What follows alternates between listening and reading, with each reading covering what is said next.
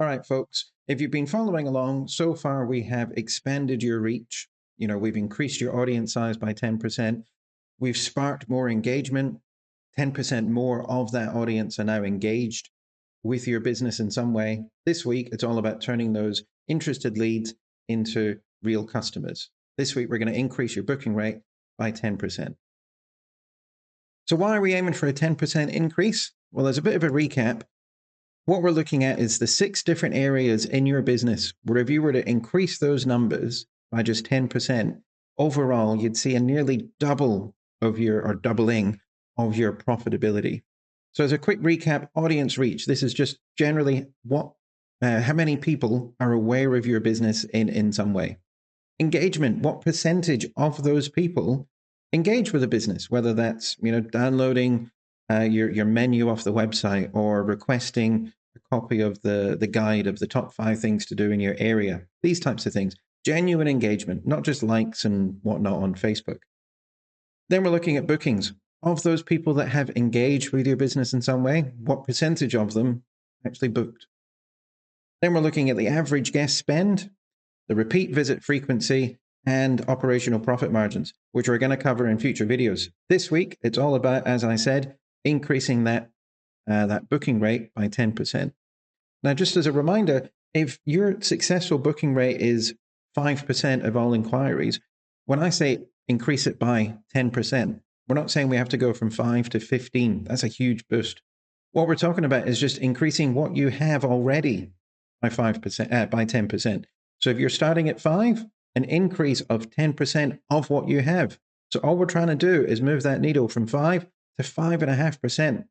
And it's these small, achievable goals that when you combine them all together, have a huge impact on your bottom line. So let's dive right in. So first, let's have a look at some of the reasons why your prospects might not book. And the sign for this is if you have a high level of interest, people engaging with your business, but a low conversion rate. Not too many of those people are putting their hand in their pocket and actually making a booking. Now, there's 3 key things that you need to be focused on. The first, friction. Friction is the enemy that you're trying to avoid. Every obstacle, whether it's real or perceived, makes it harder for these potential customers to put their hand in their pocket and make a booking. So you want to make it as easy as possible for them. So confusing forms or slow load times on your website are the types of things we're talking about that you need to try and avoid. Hidden fees is another one. If they get partway through the booking process and then the great bargain deal that they've seen, or the great value for money deal that they've seen on your website, all of a sudden feels like it's not such great value for money because of all these fees that you're trying to put in at the end. That's it's another friction point. It's another thing that makes it more difficult for them to commit to making the booking. So we're trying to avoid those at all costs. Another area that you need to focus on is dealing with a lack of trust or a lack of reassurance. If they have doubts about the validity of your business, about your online security, or even just the value and the service that you provide, that's going to be another hurdle for them to overcome. So that's something else we want to do away with. And the third one we're going to focus on today is too much distraction or opportunities for indecision. If you give them too many choices, they're easily lured away. So how do we bridge this gap and get that 10% booking uplift that we're chasing? As always, we're going to look at some options for the online side of your marketing, but also the real world side as well, your non-digital marketing efforts. Well, let's start with your website and your online efforts. You need to treat your booking engine as your salesperson, and it needs to be world-class. So we're looking for things like user-friendly design, an intuitive flow, and clear steps. So simplify the booking path as much as you can. Reduce the number of clicks it takes to get to the end and secure that booking. Fantastic example of this is Amazon. Huge multinational corporation, pioneer in online retail. And one of the things they developed and really pushed was buy in one click. Can't really get any more simple than that. Now, obviously, you're not going to have the same resources that Amazon does, but that's the type of mentality that you need to be focusing on. Making it as easy as possible, as few steps as possible to secure that booking. If there's stuff that you want to know about your customers before they arrive, then that's the kind of thing that you can use your follow-up emails for. But get that commitment, get that booking, that credit card number, lock them in, secure that sale, and then work on, giving that wow factor afterwards. And the other thing to keep in mind is the vast majority of your bookings are going to come from mobile phones. So there's still a lot of people out there that are designing websites that are optimized for a big screen because the person who's building it is sitting at a desk looking at a big screen. And you end up with websites that are absolutely fantastic until you look at them on your mobile. And the forms are too hard, the buttons are too small, the text is too small, and it becomes too fiddly. Make sure that your online presence through your website is mobile first optimized. This is a non-negotiable these days. You need to make sure it loads fast and the forms are easy to use on a small screen. In terms of building trust digitally, this is where your social proof comes in. Looking for things like reviews and testimonials. But another great one is these real-time booking indicators. Now, obviously, you need to get your business to a certain level before these really become relevant. Because if you haven't taken a booking in the last couple of days, it's not going to be a great indicator. But those little pop-ups that you see, 5 of these items have sold, or 5 bookings have been made in the last 24 hours, etc. These are, assuming they're authentic, and they have to be authentic because people can tell. But if you can implement that authentically, it can nudge those hesitant bookers. It taps into that fear of missing out that we all have.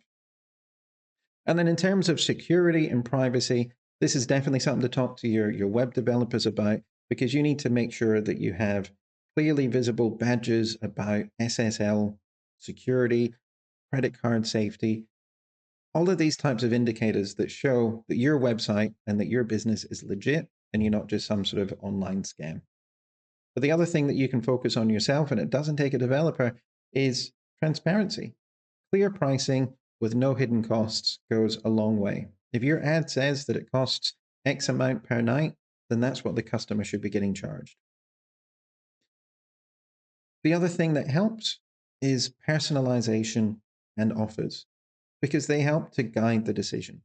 So if you can implement things like dynamic content, so tailored packages based on someone's browsing history, or strategic incentives such as direct booking benefits, going direct to the source rather than through one of the OTAs like Trivago or Booking.com, etc. Things like a free breakfast or other upsells, other value adds for booking direct is a great way to go. Try and avoid discounts for booking direct though. You should try and avoid discounts at all costs. Sometimes it is unavoidable, it is just part of business. But as soon as you start reducing your costs, then you start competing on price. And as a small business owner, you can't afford to compete on price against the big end of town because they just have that scale and that economy of scale that will just blow you out the water. Where you need to focus on, where you thrive, is providing added value so that you can maintain those margins. And then the last one to focus on for your website, at least, is real-time support. With things like Facebook Messenger and these other chat apps, it's really easy to have something that pops up in the corner of your website that says, if you have any questions, we're here to help. Now, it's fantastic if you can have that linked through to a real person who's sitting at a real desk. And if you're chained to your desk during business hours, then you can probably handle that yourself. But if not, there are plenty of options out there for AI that can handle some of the easier inquiries. And they can do it in a way that feels incredibly natural. And as always, if you're looking for assistance setting one of those up, Scott Ozzie and the team here are more than able to help. So these are some of the online things that we can focus on to increase your trust, to remove barriers, and make it really easy for those potential customers to become customers. But what about the human touch and securing that booking? That's what we're going to cover next. So the human element is still a huge thing, even in this digital first world that we all live in. We're talking about things like phone calls, direct inquiries, and walk-ins if you've got a shop front presence. So sales training is crucial for all staff. Even if they don't engage with your customers directly on a regular basis, anyone who has any opportunity to interact with your customers and your potential customers you'd be going through some sales training on a regular basis. And we're talking about things like phone etiquette. It needs to be professional, friendly, and knowledgeable. Knowledgeable is it's just as important as the other two. They also need to engage in active listening. Your staff need to understand the needs of your customers. Otherwise, they can't overcome those objections and those other barriers that people are facing when it comes to deciding whether or not to make a booking. And then the other thing to focus on in terms of that human element, that customer service, is upselling and cross-selling in an ethical way. Now, I'm not suggesting that all of your staff become like McDonald's cashiers with "Would you like fries with that?" But the same principle applies.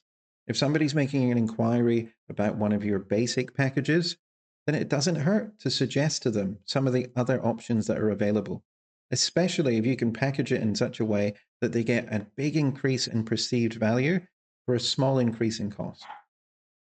That's why, again, using the McDonald's option or the McDonald's method as an example, if you're buying a small meal, the medium is only just a little bit more, but you seem to get a lot more for it. And the large is only a little bit more, and again, so you feel again that you're missing out on increased value for a small increased cost. And that's the type of thing that you're trying to focus on when you want to have your staff highly trained in how to share this information and explain these options. The other thing you really want to focus on is effective lead nurturing. So keep the interest alive. If somebody has made an inquiry and they've left some contact details, which you should be asking for, and you haven't heard from them within a set time period, and exactly how long that period is will vary depending on the nature of your business. But if you haven't heard from them, pick up the phone and follow up with them. Don't let those engaged prospects go cold, because this is your opportunity to tailor some more information and ask some more questions so that you can overcome their objections and secure that booking. But as always, you need to simplify it, make the direct process as easy and as stress-free as possible. So, as always, the most powerful system for attracting those bookings comes from a cohesive, integrated approach of your online and your offline worlds. A holistic approach where these two elements are working together.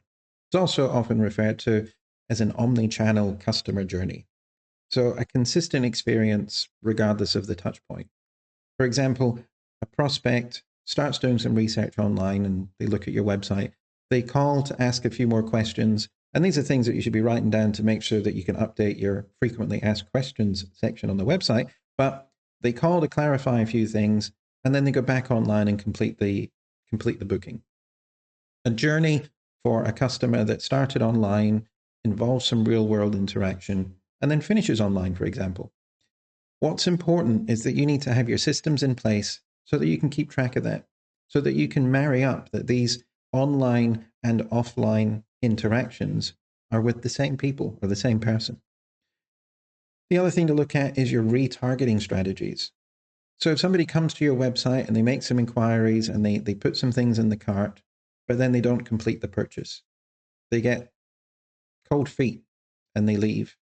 What systems have you got in place to follow up with them? And this is when you start offering more value adding things. You start addressing their concerns, because if you can bring them back, even converting a small percentage of those will have a huge impact on your overall booking rate. And then keep in mind, you've got to be using customer service as a sales tool, resolving issues quickly, reducing friction. A well-regarded reputation for support in your business can lead to direct bookings and referrals. So how do we know if our booking efforts are really moving the needle? How do we measure that? As always, it's all good and well saying that you're going to increase something by 10%, but if you don't have your set benchmarks in place to begin with, you're not going to know if you're successfully hit that 10% increase. So for things like your website, we're looking at, bookings to website sessions or bookings to qualified leads. What's your conversion rate on your social media ads? How many clicks and so on? Don't forget the offline side of things as well. It's a little bit harder to track, but what is your phone call conversion rate? How many times do you have to answer the phone and talk to people about potential bookings and what percentage of those become an actual booking? Now, for the offline side of things, a customer relationship management or CRM system is absolutely vital. Here at Scott Aussie, we highly recommend HubSpot. It's not the cheapest out there, but it is fantastic for tracking all of this kind of stuff and keeping it in the one place so that you can tell at a quick glance if the efforts and the investment you're making to improve your booking rate is working. So, one of the common objections is that conversion tracking is complicated, but it's not. Especially if you start with basic goals, it's accessible and it provides immediate insights that are important for making real data driven decisions in your business. So, what's your action plan for moving forward? Have a look at your current process and look for anywhere where there's friction points, online or offline, and then prioritize one or two conversion tactics. Start looking for those small, measurable gains. For example, optimize your highest traffic booking page or improve your phone conversion script. Because again, keep in mind having a script, and it doesn't have to be detailed word for word and whatnot for your sales staff, but giving them a script that helps direct the conversation the way you want it to go is a great first step in increasing that booking rate on the telephone. But as always, it's all about test, learn, and iterate. Split testing is fantastic. It is done really, really easily online, but it can be done offline as well. Two different versions of that telephone script, run it for a couple of weeks and see which one works better. And then use that one. It doesn't have to be overly complicated. It can be kept really, really simple. And if you're looking for a reminder as to why this is such an important thing to be focusing on your business, don't forget that you've got the Scott Aussie Profit Power Up calculator there. Again, it's all been set up so that it's secure and private. Any numbers that you put in there, we don't get to see. The only person that sees them is you. And this is your opportunity to have a little play with it and have a look to see if you could increase your booking rate by 10%, what impact would that have on your bottom line? So bookings really are the ultimate validation of all the work that you've put into your business. It's all good and well increasing your reach. It's all good and well increasing your engagement. But bookings is really where the rubber hits the road. Without a decent number of bookings, your business is always going to struggle. So as always, if you'd like any assistance with any of this, the team here at Scott Aussie is ready and able to help. This is our bread and butter, and we do it every day of the week. Next week, we're going to look at increasing that average guest spend, the techniques and strategies that we can put in place so that when people do commit to spending time with you in your business, whether it's accommodation, tours, restaurants, and cafes, whatever the case is, what can we do to encourage them to invest in your business a little bit more and increase the amount that they spend now that they're here? So have a great week. Focus on all of those things that we've spoken about in terms of reducing the friction points to make it easier for people to spend with you. And next week, we'll look at helping you encourage them to spend more. So have a great week, and we'll see you next time.